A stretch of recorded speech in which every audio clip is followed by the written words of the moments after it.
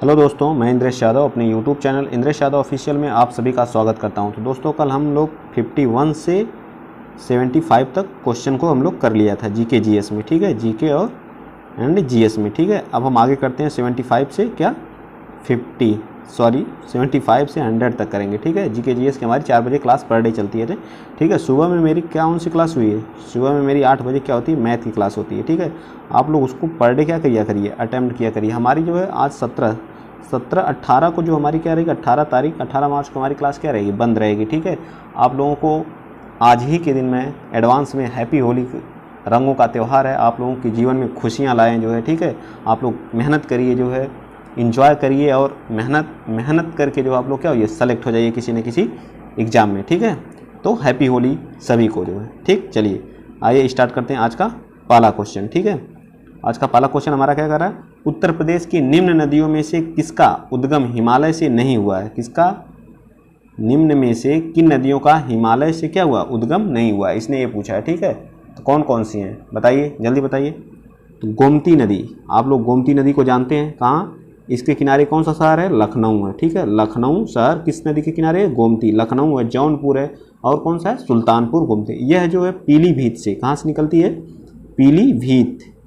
पीलीभीत के फुल्लर झील से। कहाँ से? पीलीभीत के फुल्लर झील से निकलती है, ठीक है। फुल्लर झील से आप लोगों को अब याद हो जाएगा ना, कहाँ से निकलती है? पीलीभीत यूपी का एक जिला है, वहाँ के जो एक फुल्लर, एक मैदानी भाग से निकलने वाली, इसे बोलते हैं मैदानी भाग से निकालने वाली नदी का नाम बताइए।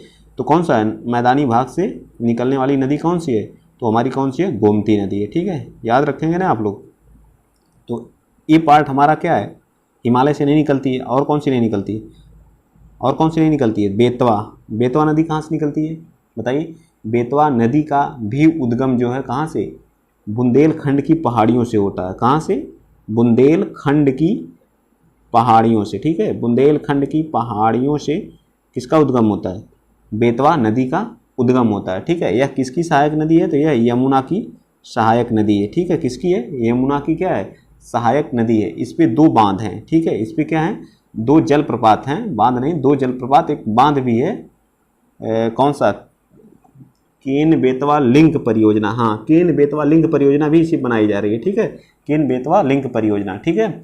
और वो जो मध्य प्रदेश और यूपी के मध्य में बनाई जा रही है, ठीक है। इस पे 2 जलप्रपात हैं। कौन कौन से? भालकुंड जलप्रपात है, एक कौन सा है? भालकुंड जलप्रपात। और कौन सा? दूसरा कौन सा है? एक भालकुंड जलप्रपात है, और दूसरा जो है राहतगढ़ जल प्रपात, ठीक है। दोनों भालकुंड और राहत जल प्रपात जो हमारे किस पे हैं? बेतवा नदी पे। बेतवा किसकी सहायक नदी? यमुना की। बुंदेलखंड की पहाड़ियों से क्या होता है? इसका उद्गम होता है, ठीक है। इसी पे केन बेतवा लिंक परियोजना भी इसी पे बनाई जा रही है। कौन कौन से उसमें स्टेट हैं? तो वो हमारा कौन सा? एक यूपी है और एक एमपी के बीच बन रहा है, ठीक है। याद रहेगा ना। इसी के तट पे कौन सी, इसके किनारे कौन कौन से शहर हैं? तो हमारा एक सांची है, सांची शहर है, विदिशा है, ठीक है। याद रखिएगा कौन कौन सा? सांची, विदिशा और बताइए। सांची, विदिशा और ओरछा, ये सब हमारे क्या? सांस्कृतिक शहर हैं, ठीक है। याद रखिएगा सांची, विदिशा और ओरछा, ये भी याद रखिएगा, ये सब हमारे क्या? सांस्कृतिक शहर हैं, ठीक है। याद हो जाएगा ना। और रामगंगा नदी हमारी कहाँ से निकलती है? सबको पता है, हिमालय से निकलती है। और शारदा इसी को काली नदी भी कहते हैं, काली नदी, ये भी हमारी कहाँ से निकलती है? ये भी हमारी जो है हिमालय से निकलने वाली नदियाँ हैं, ठीक है। रामगंगा नदी जो है किसके बीचों बीच होकर बहती है बताइए? किसके बीचों बीच होकर बहती है? रामगंगा नदी कौन से? जिम कॉर्बेट, जो हमारा जिम कॉर्बेट राष्ट्रीय उद्यान है, उसके बीच से होकर क्या फ्लो करती है, ठीक है। और इसी का नाम बदल करके अब क्या रख दिया गया? Ramganga national park. क्या रख दिया गया? रामगंगा नेशनल पार्क, ठीक है। जिम कॉर्बेट भारत का पहला नेशनल पार्क है, ठीक है। ये भी याद रखेंगे, भारत का। इस कहाँ है? उत्तराखंड में। तो कौन कौन सी नहीं होगी बहती हैं? तो 2 हमारी नदियाँ, 1 और 3। तो ऑप्शन कौन सा हो जाएगा? C part. मैंने पूरा डिटेल में इस क्वेश्चन को समझाया है, ठीक है। क्वेश्चन नंबर 76 जो है बहुत अच्छे से समझाने की मैंने कोशिश किया है। मैं समझ रहा हूँ कि आप लोगों को समझ में भी आया होगा, ठीक है। जनगणना 2011 के अनुसार उत्तर प्रदेश का साक्षरता सर्वाधिक किस जिले की थी? तो वो हमारा शहर कौन सा था? गौतम बुद्ध नगर जो है, जहाँ पे क्या है? सर्वाधिक साक्षरता सबसे ज़्यादा है, ठीक है। और यहाँ पे कानपुर क्या? चमड़ा उद्योग के लिए जाना जाता है। चमड़ा उद्योग के लिए हमारा क्या जाना जाता है? कौन सा? तो चमड़ा उद्योग के लिए कानपुर, ठीक है। कानपुर में क्या है, दलहन, दलहन अनुसंधान है, ठीक है, अनुसंधान याद रखिएगा, ठीक है। भारत का क्या कहा जाता है, भारत का कौन सा, उत्तर भारत का, सॉरी उत्तर भारत का क्या कहा जाता है, मैनचेस्टर कहा जाता है, ठीक है। क्या कहा जाता है, मैनचेस्टर कहा जाता है, ठीक है। उत्तर भारत का क्या कहा जाता है, मैनचेस्टर कहा जाता है, याद रहेगा ना। चीनी अनुसंधान भी कहाँ हमारा है, तो वो भी कानपुर में है। इतनी चीज़ आप लोग याद रखिएगा। ग्रीन पार्क स्टेडियम भी हमारा कहाँ है, कानपुर में है, ठीक है, याद रखेंगे ना। चलिए, सबसे प्रदूषित जिला यूपी का कौन सा है, तो गाजियाबाद है, ठीक है। गाजियाबाद सबसे क्या है, प्रदूषित है। इटावा बताइए, इटावा जिला में क्या है, लायन सफारी कहाँ पे है, लायन सफारी हमारी जो भी हाल ही में बनी है वो कहाँ पे है, इटावा जिले में कौन सी, लायन सफारी है, ठीक। चलिए ये 78 क्वेश्चन नंबर 78 हमारा क्या कर रहा है, एक्सपेरिमेंट्स इन सोशोलॉजिकल रिसर्च पुस्तक किसकी है, ये हमारी चैंपियन जी की है। किसकी है, चैंपियन जी की कौन सी पुस्तक है, एक्सपेरिमेंट्स इन सोशोलॉजिकल रिसर्च किसकी पुस्तक है, तो चैंपियन जी की है, ठीक है। आइए चलिए क्वेश्चन नंबर 79 हमारा क्या कर रहा है, उत्तर प्रदेश में गैर परंपरागत ऊर्जा विकास के लिए नेडा इसका फुल फॉर्म अभी मैं लिख देता हूँ। नेडा का फुल फॉर्म क्या होता है, ठीक है। इसकी स्थापना कब हुई थी, तो इसकी स्थापना जो है 1983 में हुई थी। कब हुई थी, 1900, नेडा की स्थापना कब हुई थी, 1983 में हुई थी। इसका नाम जो है, इसका फुल फॉर्म होता है NEDA, नेडा। इसको बोलते हैं नॉन कन्वेंशनल, ठीक है, non conventional energy, ENERGY energy development, D से क्या हो जाएगा, डेवलपमेंट लिख लीजिएगा पूरा, ठीक है। एजेंसी, ए से क्या होगा, नेडा के ए से क्या हो जाएगा, एजेंसी हो जाएगा, ठीक है, एजेंसी याद रखिएगा। क्या होगा, नॉन कन्वेंशनल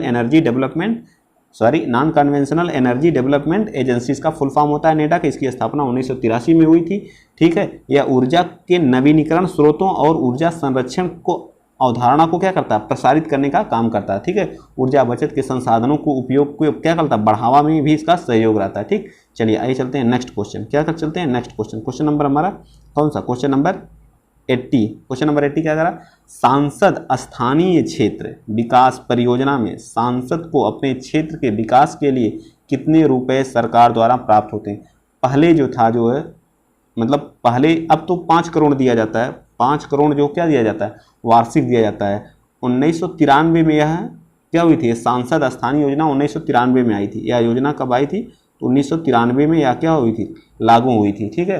क्या करने के लिए, ताकि सांसद जो उनके आसपास का या उनका क्षेत्र है उसको डेवलप करने के लिए उनको कितना, एक साल में उनको 5 करोड़ रुपए दिया जाता है, ठीक। एक सांसद को एक साल में कितना दिया जाता है, तो 5 करोड़ दिया। या 2011-2012 से क्या हुआ, 5 करोड़ देना क्या किया गया, स्टार्ट किया गया, ठीक है। याद रहेगा ना, कब से देना स्टार्ट किया गया, तो 2011-12 से यह योजना क्या हुई, लागू हुई थी, ठीक है।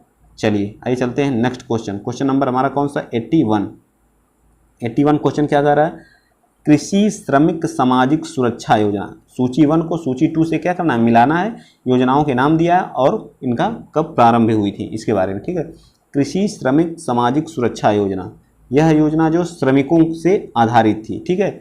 यह एक पेंशन योजना थी, ठीक है, पेंशन, ठीक है। यह एक क्या थी, पेंशन योजना थी। कृषि श्रमिक सामाजिक सुरक्षा योजना 2001 में कब हुई, 2001 में स्टार्ट हुई। कब स्टार्ट हुई, 2001 में यह योजना क्या हुई, स्टार्ट होती है, ठीक है। और स्वर्ण जयंती ग्राम स्वरोजगार योजना, स्वर्ण जयंती गांव के लिए जो क्या किया जाएगा, रोजगार प्रोवाइड किया जाएगा, ठीक है। यह योजना कब स्टार्ट हुई, तो यह योजना हमारी कब स्टार्ट हुई, तो 1999 में। कब स्टार्ट हुई, 1999 में। स्वर्ण जयंती शहरी रोजगार योजना कब स्टार्ट हुई, तो यह हमारी जो 1997 में कब हुई, स्वर्ण जयंती शहरी रोजगार योजना कब स्टार्ट हुई, तो 1900। ये सब किससे थी, रोजगार से रिलेटेड थी। गांव में कैसे रोजगार दिया, शहर में कैसे रोजगार। और प्रधानमंत्री ग्रामोदय योजना, यह योजना जो है 2000 में क्या हुई, स्टार्ट हुई थी। इसके हिसाब से कौन सा ऑप्शन हमारा मैच करेगा, पहले का क्या था, 4 था। पहले का 4 किस में दिया है, पहले का 4 था, बताइए पहले का क्या था, यस पहले का 4 था। किस ऑप्शन में दिया है, तो डी पार्ट में दिया है, ठीक।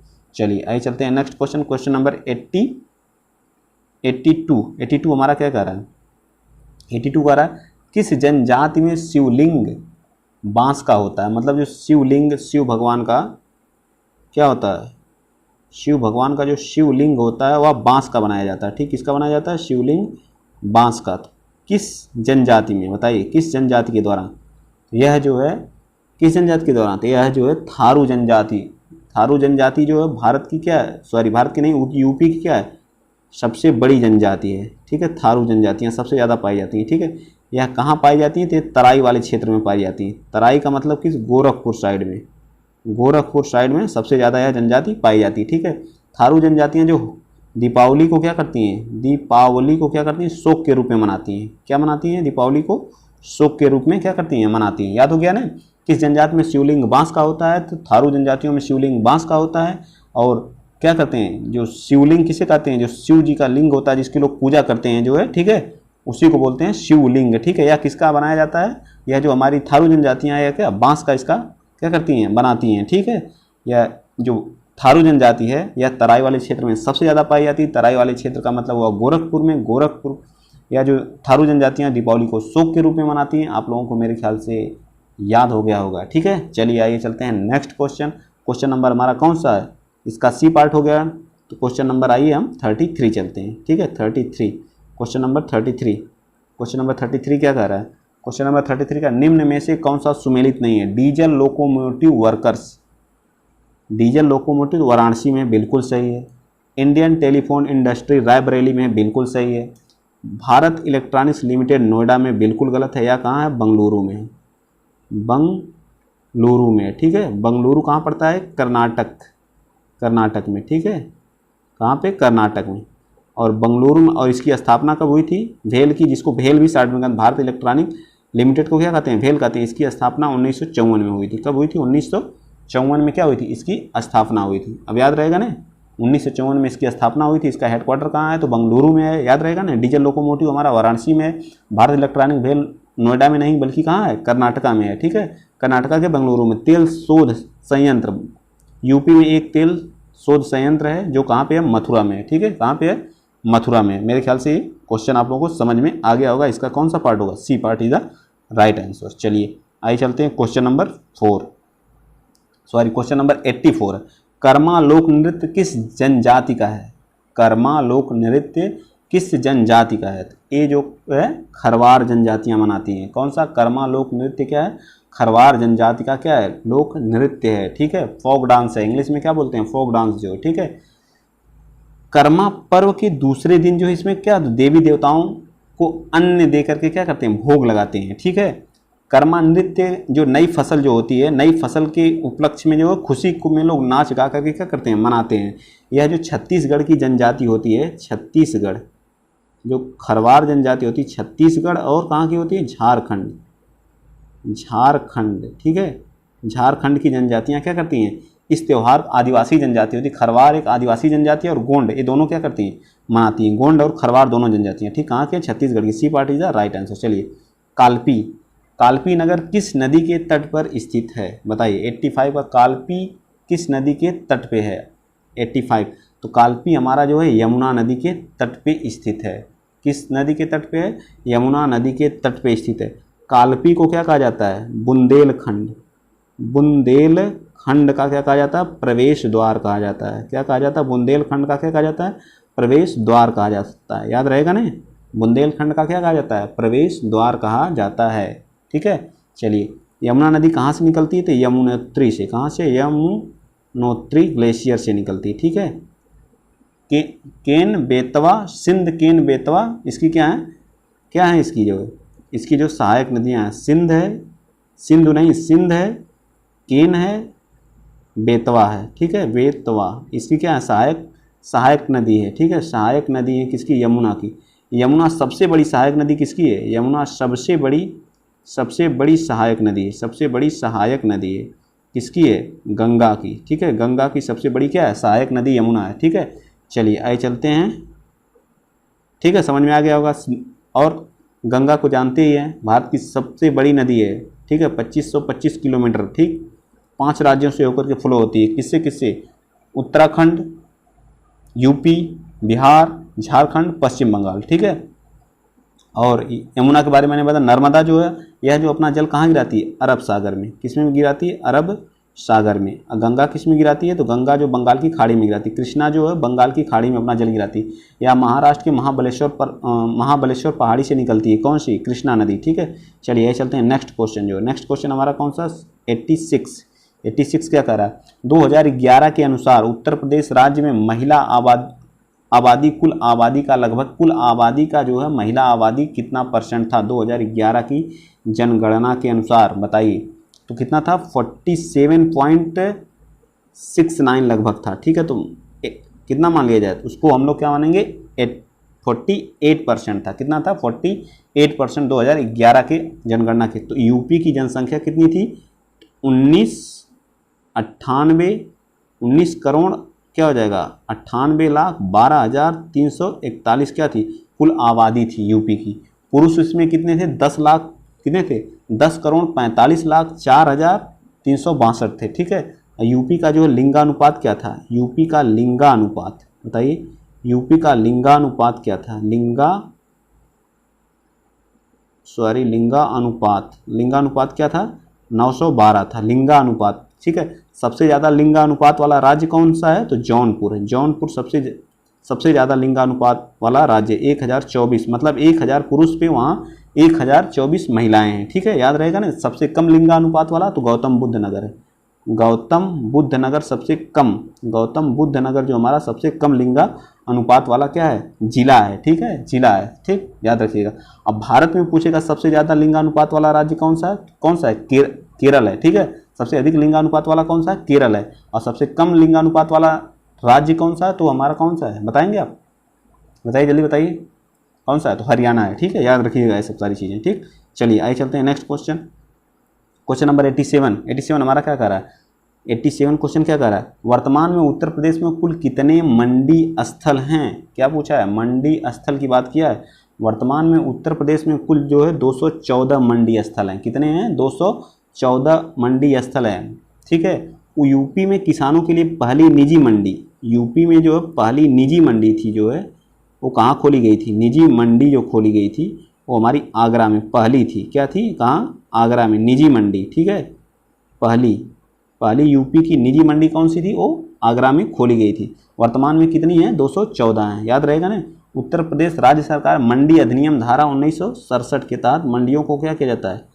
1967 में बदलाव करके क्या किया गया था? खोला गया था। ठीक है, चलिए यूपी में जिले कितने हैं? बताइए, यूपी में जिले कितने हैं?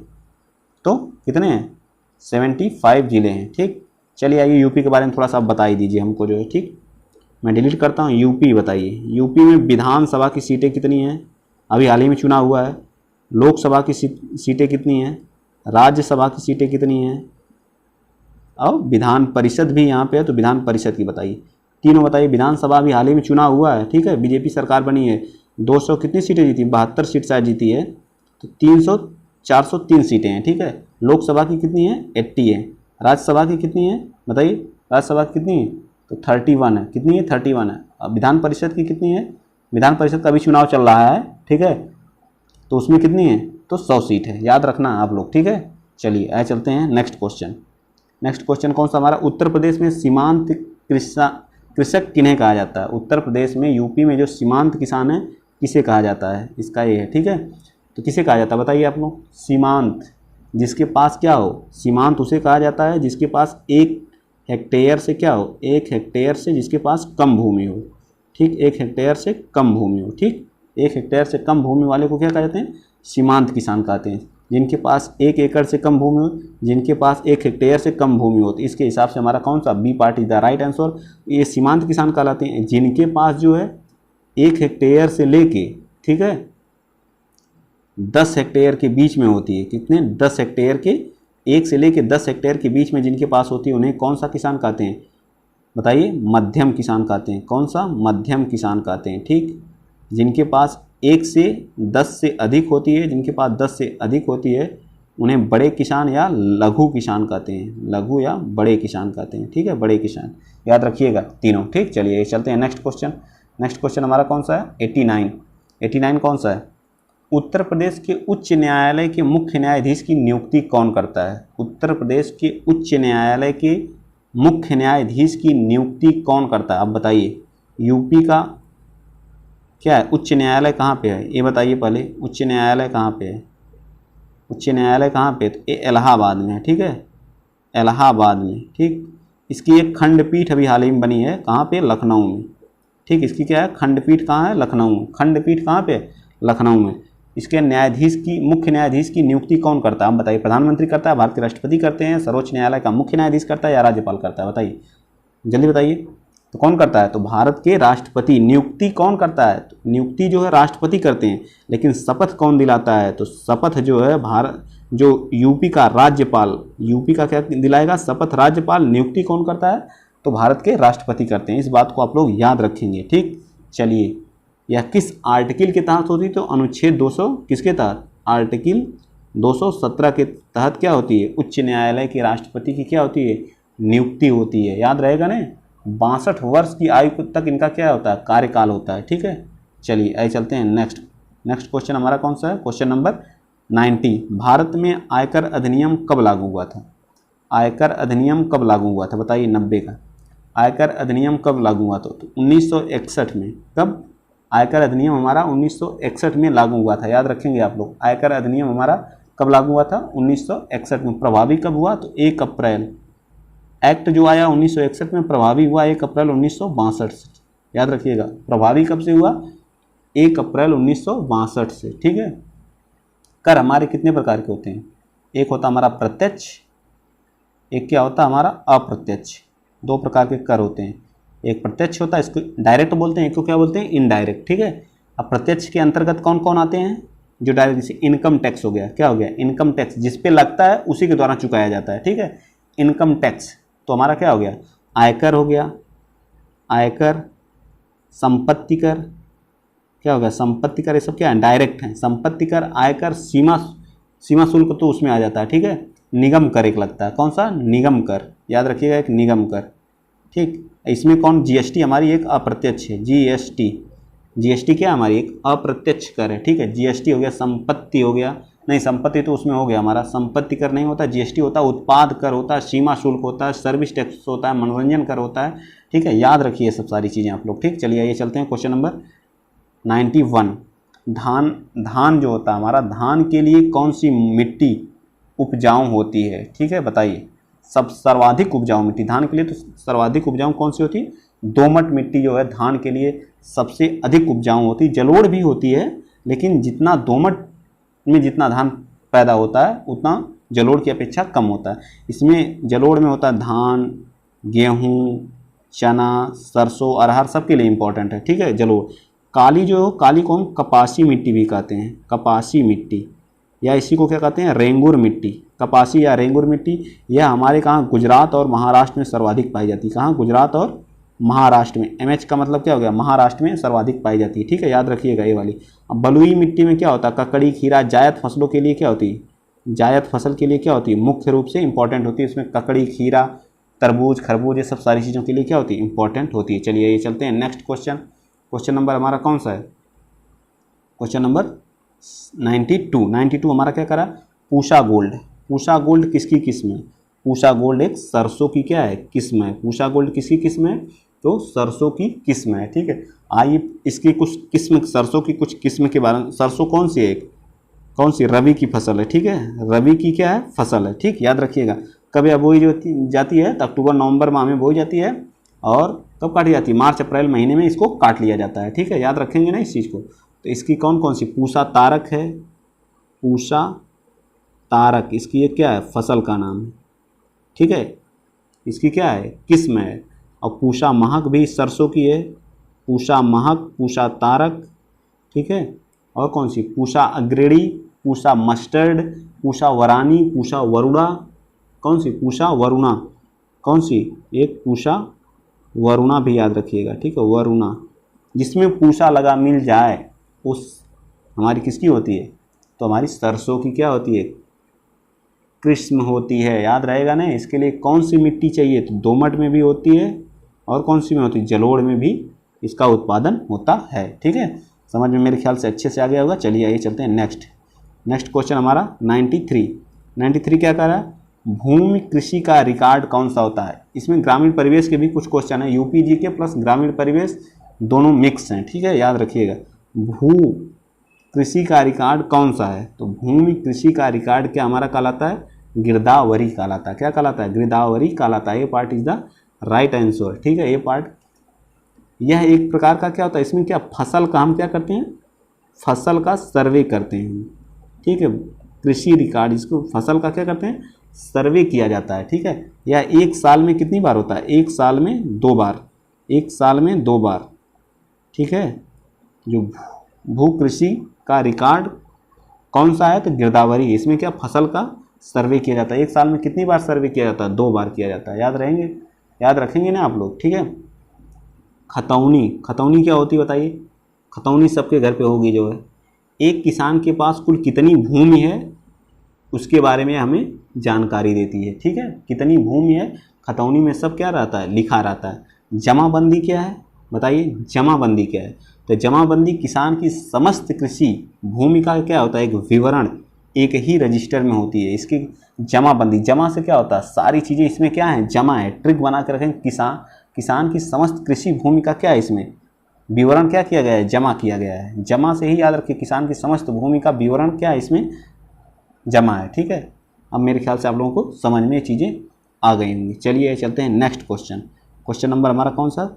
सामुदायिक विकास कार्यक्रम, क्या बोलते हैं इसको? सामुदायिक विकास कार्यक्रम कब स्टार्ट हुआ था? तो 2 अक्टूबर 1952 को यह क्या किया गया था, प्रारंभ किया गया था। ठीक है, भारत और अमेरिका के सहयोग से इसे क्या किया गया था, स्टार्ट किया गया था। याद रखेंगे ना आप लोग।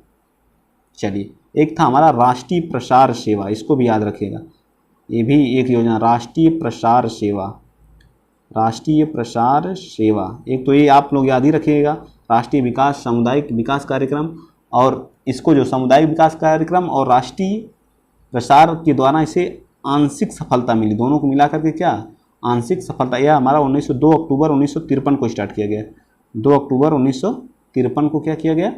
ग्रामीण जीवन का सर्वांगीण विकास एवं श्रेष्ठ जीवन स्तर के, उनके जो गांव के लोग थे जो है, उनके जो विकास के लिए जो है इन दोनों योजनाओं को क्या किया गया था, लाया गया था। ठीक है, चलिए मेरे ख्याल से अब समझ में आ गया होगा। राष्ट्रीय प्रसार सेवा 2 अक्टूबर 1953 में, और राष्ट्रीय सामुदायिक विकास कार्यक्रम 2 अक्टूबर 1952 को। ठीक, याद रहेगा ना। चलिए चलते हैं नेक्स्ट क्वेश्चन। क्वेश्चन नंबर हमारा 95 क्या कह रहा है? क्वेश्चन नंबर 95 कह रहा है, एकीकृत जल संभरण प्रबंधन कार्यक्रम के अंतर्गत कौन कौन से कार्यक्रम को आपस में मिला दिया जाता है? बताइए, कौन कौन से कार्यक्रम को क्या किया जाता है, आपस में मिला दिया जाता है? बताइए, जल्दी बताइए 95 का।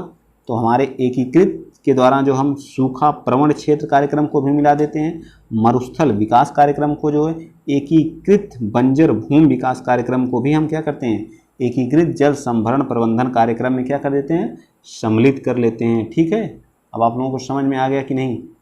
आ गया होगा मेरे ख्याल से। ठीक, चलिए आगे चलते हैं अगला क्वेश्चन।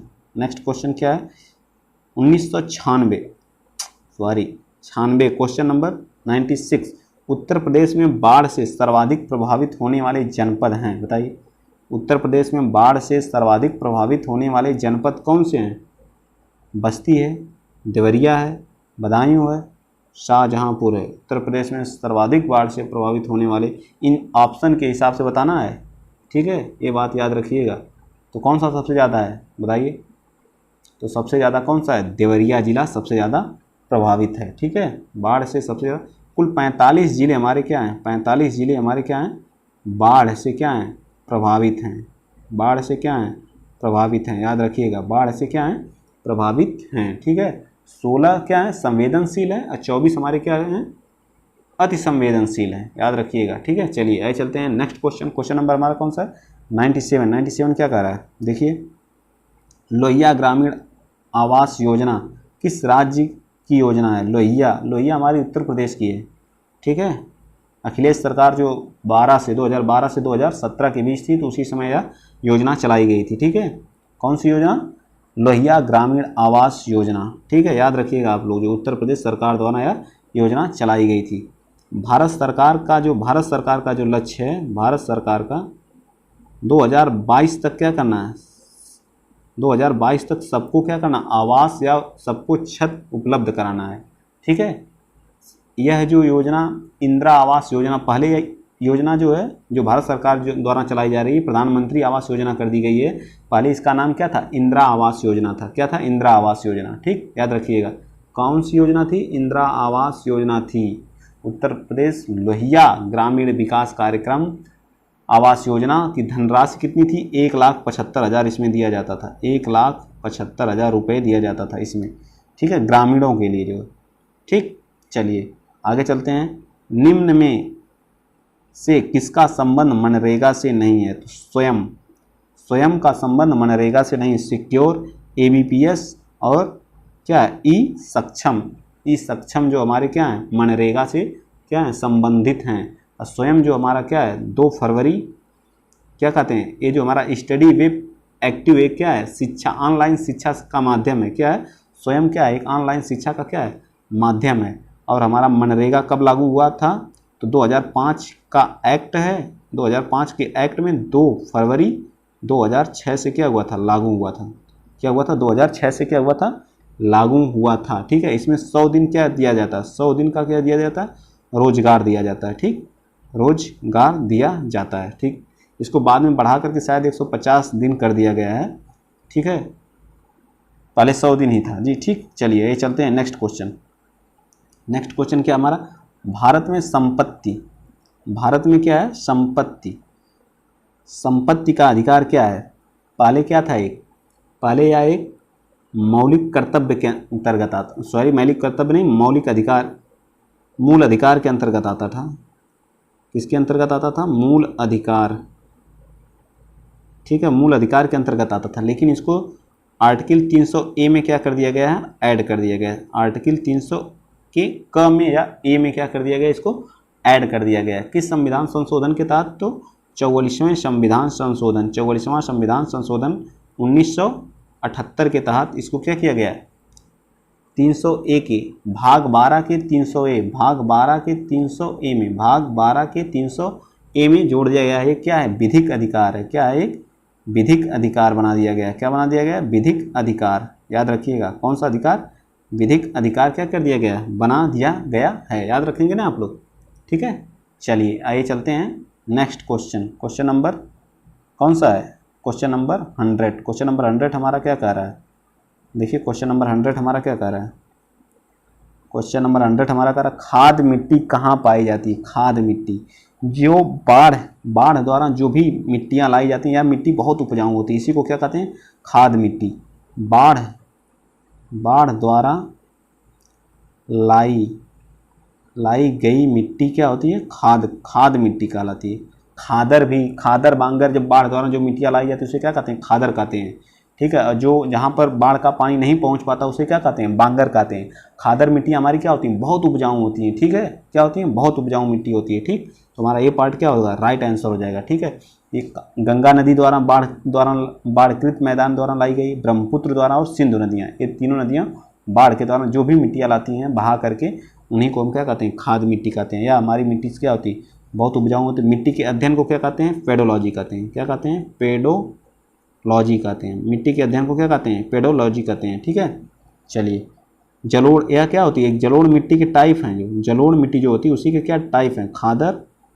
खादर और बांगर। मैंने भी बताया आपको, खादर और बांगर। ठीक है, खादर उपजाऊ होती है। क्या होती है? बहुत उपजाऊ होती है।